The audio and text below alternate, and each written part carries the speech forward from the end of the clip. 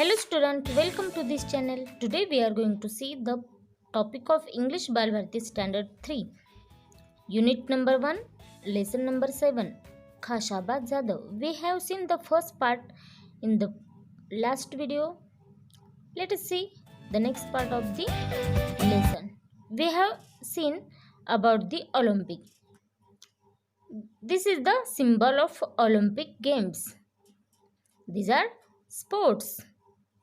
See, he went to Rajaram College in Kolhapur, where wrestling was encouraged. He means Khashaba. Rajaram college in Kolhapur. तो पुढील शिक्षणासाठी Rajaram college जे कोल्हापूरमध्ये आहे त्या ठिकाणी तो गेला. वे रेसलिंग वॉज इनकरेज, जिथे रेसलिंगला प्रोत्साहित केले जात होते. Khashaba took part in many wrestling bout and won them all.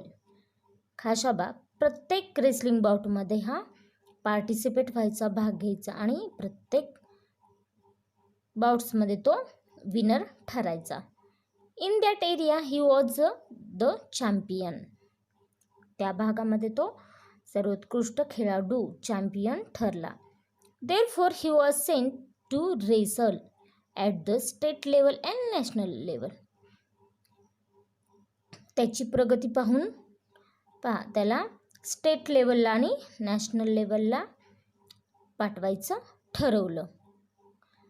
Khashaba Jadhav became famous at the national level to.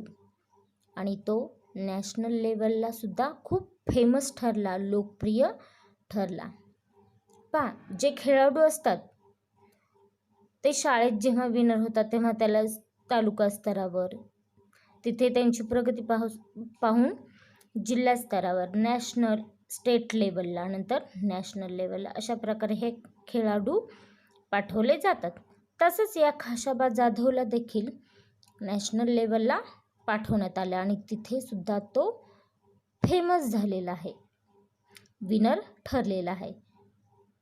He beat the national champion Niranjan Das in 1948. जो नॅशनल लेवलचा चॅम्पियन होता निरंजन दास, त्यालाही 1948मध्ये त्याने हरवलेलं आहे, पराभूत केलं आहे. बीट मीन्स पराभूत करणे. That is why it was decided to send him to the international Olympic games. म्हणून त्याला इंटरनॅशनल लेवलच्या ऑलिम्पिक गेम्समध्ये पाठवायचं ठरवलं. When Khashabha Jadhav took part in the Olympic Games for the first time, he found that the Indian and international rules were different. Khashaba Jadhav यांनी पहिल्यांदाच या Olympic गेम्समध्ये participate केलं होतं, भाग घेतला होता. आणि त्याला एक गोष्ट लक्षात आली की हे इंडियन रूल्स आणि इंटरनॅशनल गेमचे रूल्स हे वेगळे आहेत. Also he was use to wrestling in an earthen pit. Earthen pit means मातीचं बेस असणारा, जिथे या रेसलिंग बाउट्स होतात तो बेस मातीचा असतो. हे आपल्या इंडियामध्ये हा बेस मातीचा असतो जिथे बाउट्स होतात. At the Olympic games the bouts were held on mat. Olympic games ह्या रेसलिंग बाउट्स हे कुठे होत होत्या तर अर्थनपीठमध्ये होत नव्हत्या, मातीच्या बेसवर होत नाहीत, तर त्या मॅटवर खेळल्या जातात. In spite of this differences Khashaba Jadhav वोन अ 6th प्लेस आउट ऑफ 42. आणि तिथेही हा जरी डिफरन्स असला तरी खाशाबा जाधव हा 42 आउट ऑफ 42 6th प्लेसला हा विनर ठरलेला आहे. 6व्या स्थानावर तो विनर झालेला आहे. The Olympic games are held every 4 years. प्रत्येक 4 वर्षांनी या ऑलिम्पिक गेम्स होतात. In 1952, Khashaba wished to take part in the Olympics again. खाशाबाने हार मानली नाही. त्याने 1952मध्ये ज्या ऑलिम्पिक्स गेम तेव्हा होणार होत्या त्याच्यामध्ये त्याने पार्टिसिपेट व्हायचं ठरवलं, इच्छा व्यक्त केली. But it was not an easy task. पण हे काम सोपं नव्हतं. He had to prove his merit again and face the opposition of the officials. त्या ऑलिम्पिक गेममध्ये पार्टिसिपेट होण्यासाठी त्याला खूप साऱ्या अडचणीतून जावं लागलं, स्वतःला सिद्ध करावं लागलं. To prove his merits again. आणि अनेक अडचणींना त्याला तोंड द्यावे लागले. Also, in these days, Olympic participants had to spend their own money for traveling to and staying in the place where the games were held. त्यावेळी ऑलिम्पिक गेममध्ये जे पार्टिसिपंट असतात, स्पर्धक असतात, त्यांना ट्रॅव्हलिंगचा आणि तिथे राहण्याचा खर्च स्वतःच करावा लागत असे. It was very expensive. आणि तो खूप एक्सपेन्सिव्ह होता, खूप खर्चिक होता. Khashaba did not have that much money and he did not get any money from the government. त्यावेळी खशाबाकडे पुरेसे पैसे नव्हते आणि गव्हर्मेंटकडूनसुद्धा त्याला काहीच फॅसिलिटीज भेटल्या नव्हत्या किंवा आर्थिक मदत भेटली नाही. At last the principal of the Rajaram college gave his own house to get the money. तेव्हा शेवटी प्रिन्सिपल ऑफ द राजाराम कॉलेजचे जे प्रिन्सिपल होते त्यांनी स्वतःचं घर विकलं आणि त्यातून जे पैसे मिळाले होते ते खाशाबा जाधवला त्यांनी हेल्प केली. Other people in Khashaba's village also help. Khashaba जाधवचे विलेजमधले लोक होते, त्यांनीसुद्धा या खाशाबाला आर्थिक मदत केली. The 1952 Olympics were held at Helsinki. 1952ला जेव्हा खाशाबाने पार्टिसिपेट केलं होतं त्या ऑलिम्पिक्स गेम कुठे खेळल्या होत्या? हेल्सिंकी या शहरामध्ये या ऑलिम्पिक गेम्स झाल्या. There Khashaba Jadhav had to face opponent from Russia and the gulf countries आणि रशिया हे त्याचे प्रतिस्पर्धी किंवा त्याच्या विरुद्ध बाजूला खेळणारे जे खेळाडू होते ते रशियाचे आणि गल्फ कंट्रीचे होते. He won the first 5 bouts quite easily. पहिली स्पर्धा त्यांनी इझिली जिंकलेली आहे. He won each bout within 5 minutes. 5 मिनिटांमध्ये तो ही स्पर्धा जिंकायचा. Then he had to face a wrestler from जपानमधील रेसलरला त्याला नंतर तोंड द्यावे लागले.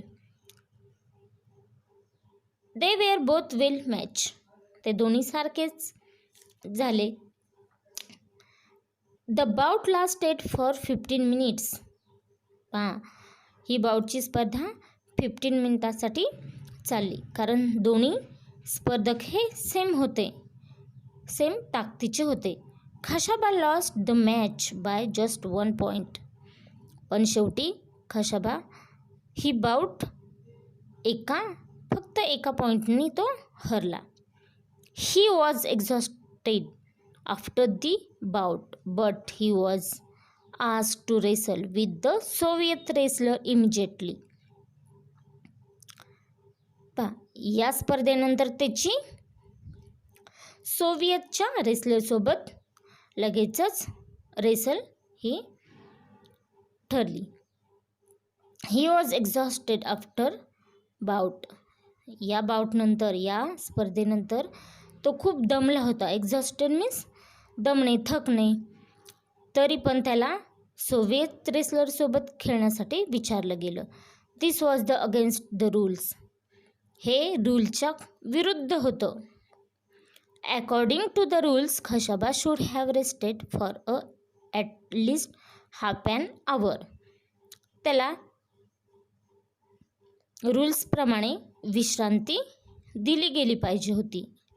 For at least half an hour before the second bout. Second स्पर्धा होण्यापूर्वी त्याला हाफ ॲन आवरची रेस्ट दिली गेली पाहिजे होती, पण त्याला रेस्ट दिली नाही. Khashaba lost in the bout with the Soviet wrestler. आणि शेवटी तो सोव्हिएत रेसलरसोबतही हरला.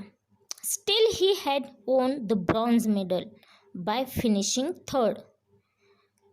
थर्ड कॉम्पिटिशनमध्ये, थर्ड बाउटमध्ये तो विनर ठरला आणि शेवटी त्याला ब्रॉन्झ मेडल हे मिळालं. He won the Olympic medal, a bronze medal. Then what happen? When Khashaba return from Helsinki many people honoured him.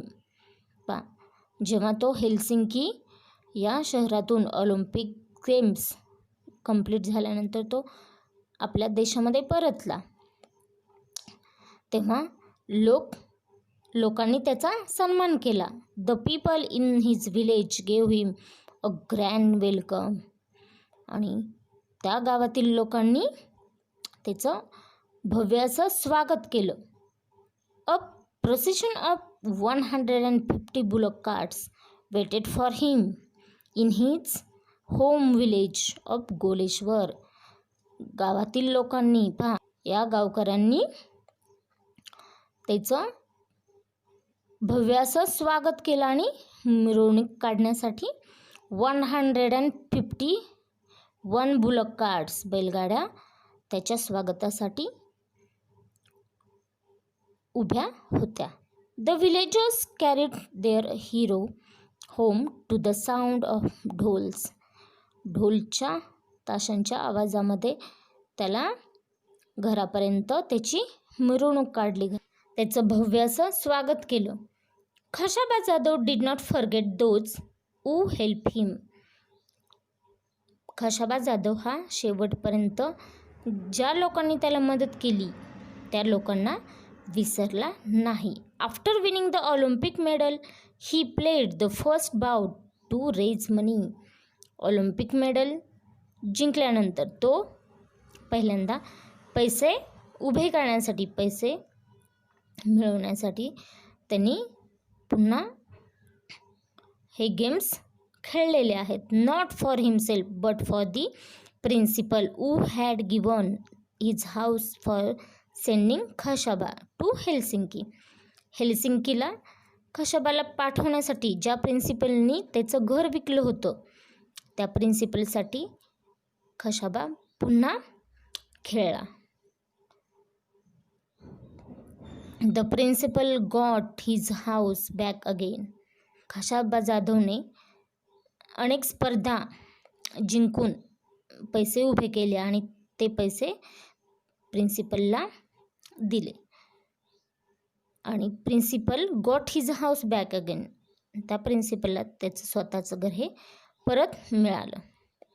Khashaba won great honour for his country even when he did not have much help or facilities. त्यावेळी त्याला कोणत्याही facilities भेटल्या नव्हत्या, तरीसुद्धा त्याने त्याच्या खेळामध्ये प्रगती केली आहे आणि आपल्या देशासाठी तो खेळला आहे. आपल्या देशासाठी तो ग्रेट ऑनर, खूप सन्मान आपल्या भारताला मिळवून दिलेला आहे त्यांनी. Today sportsman have many facilities. आत्ता स्पोर्टमनला खूप साऱ्या फॅसिलिटीज मिळतात, तेव्हा त्याला कोणत्याही प्रकारची फॅसिलिटीज भेटली नव्हती. Shouldn't we all try our best to win greater honors for our motherland? This is the best line for you children. ही लास्टची लाईन रायटरनीही तुमच्यासाठी, तुमच्या करिअरसाठी किंवा भवितव्यासाठी लिहिलेली आहे. आपणही आपल्या मातृभूमीसाठी काहीतरी केलं पाहिजे, मातृभूमीच्या सन्मानासाठी काहीतरी नवीन केलं पाहिजे. पहा, तुम्हाला कोणत्याही गोष्टीमध्ये इंटरेस्ट असेल, स्पोर्ट्समध्ये असेल, रीडिंगमध्ये असेल किंवा अभ्यासात इंटरेस्ट असेल, तर तुम्ही त्याच्यामध्ये प्रगती करून काही ना काही बनू शकता, जसे की स्पोर्टमन, scientist, engineer and many other. Hope you understand this lesson.